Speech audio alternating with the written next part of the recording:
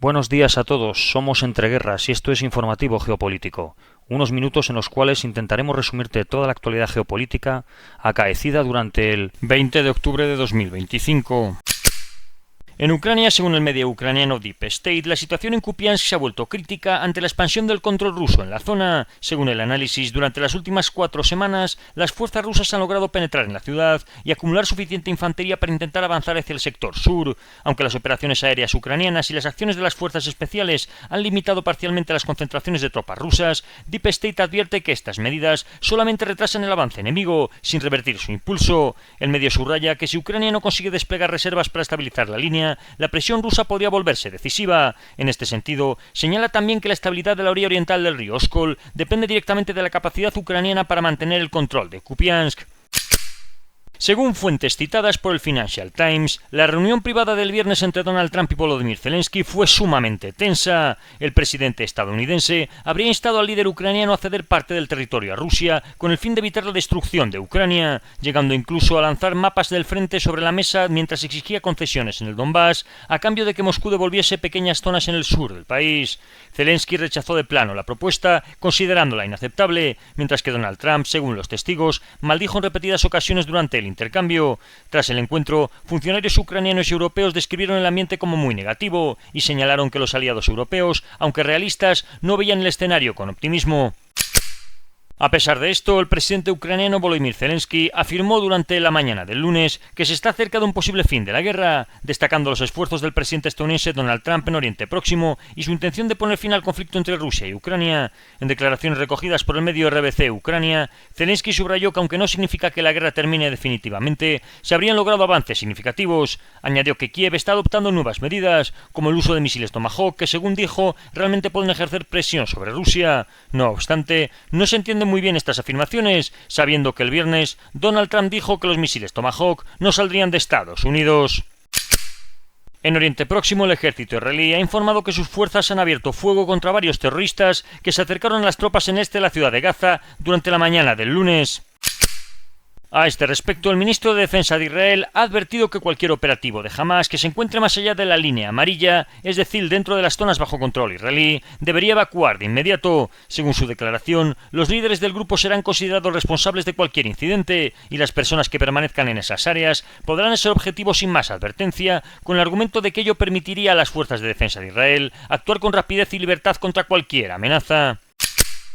El primer ministro israelí Benjamin Netanyahu se ha reunido con los enviados especiales de Estados Unidos, Jared Kushner y Steve Witkoff, en un contexto de creciente tensión en Gaza, donde la violencia del fin de semana amenaza con romper el frágil alto el fuego mediado por Washington. Según ha informado la portavoz del primer ministro, Shosh Bedrosian, a la agencia AFP, el encuentro tuvo como objetivo analizar los últimos acontecimientos en la región y evaluar la evolución del acuerdo de tregua. La visita de los enviados estadounidenses subraya la preocupación de la administración de Donald Trump por mantener la estabilidad en Oriente Próximo en medio de un clima de gran incertidumbre.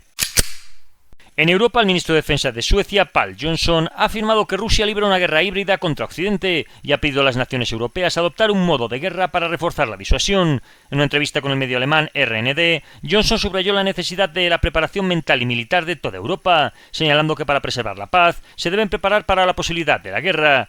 Ha advertido que las provocaciones rusas contra la OTAN buscan dividir, intimidar y generar incertidumbre, y defendió un incremento del gasto en defensa y una mayor cooperación en la adquisición de armamento. También ha justificado la dependencia europea de los sistemas de armas estadounidenses para apoyar a Ucrania, recordando que el continente aún carece de capacidad industrial suficiente para abastecer sus propias necesidades militares.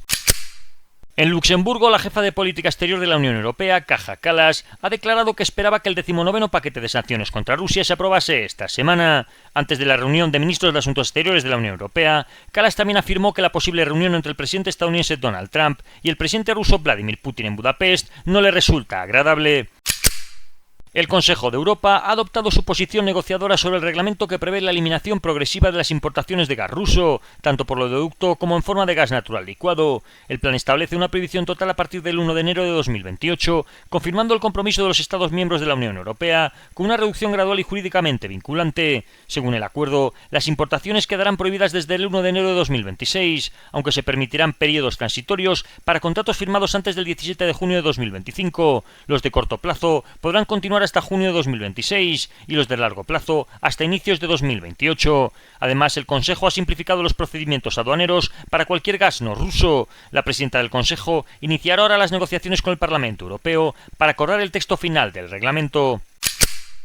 Por su parte, el ministro de Asuntos Exteriores húngaro, Péter Szijjártó, criticó abiertamente el plan de la Comisión Europea de eliminar gradualmente el petróleo y el gas ruso a partir de 2026, con la meta de eliminarlo completamente en 2028, argumentando que debilitará la seguridad energética de Hungría. Ha pedido a la Comisión Europea actuar sin pensar en la política internacional y teniendo en cuenta cuál es la situación geográfica y física de Hungría.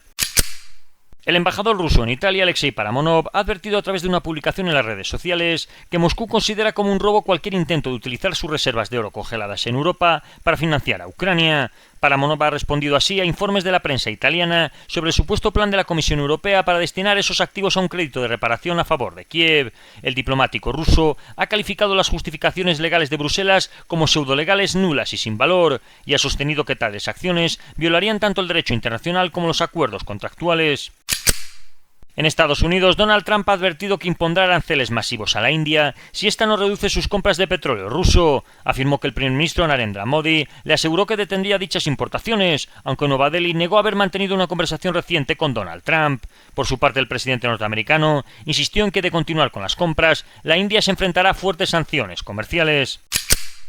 En nuestra querida Iberoamérica, Rodrigo Paz del Partido Demócrata Cristiano se ha impuesto ante Jorge Tuto Quiroga en la segunda vuelta de las elecciones presidenciales en Bolivia. De esta forma, Rodrigo Paz se convierte en el presidente electo de Bolivia durante el periodo entre 2025 y 2030. En Asia, Australia ha denunciado que cazas chinos realizaron maniobras inseguras al lanzar bengalas muy cerca de un avión militar australiano P-8 Orion sobre el mar de China Meridional, calificando el hecho de peligroso. Según Canberra, las bengalas fueron lanzadas en al menos 3 ocasiones, mientras las aeronaves chinas se aproximaban al avión australiano.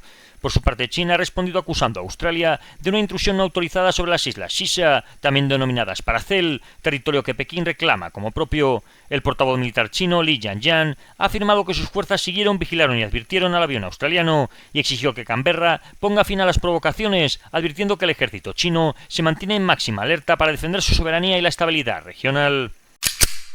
Y esto ha sido todo por hoy. Si queréis profundizar en las noticias que hemos comentado, leer alguna de ellas o visualizar diferentes vídeos de actualidad, os recordamos que estamos en la aplicación Telegram, con nombre de usuario @entre_guerras.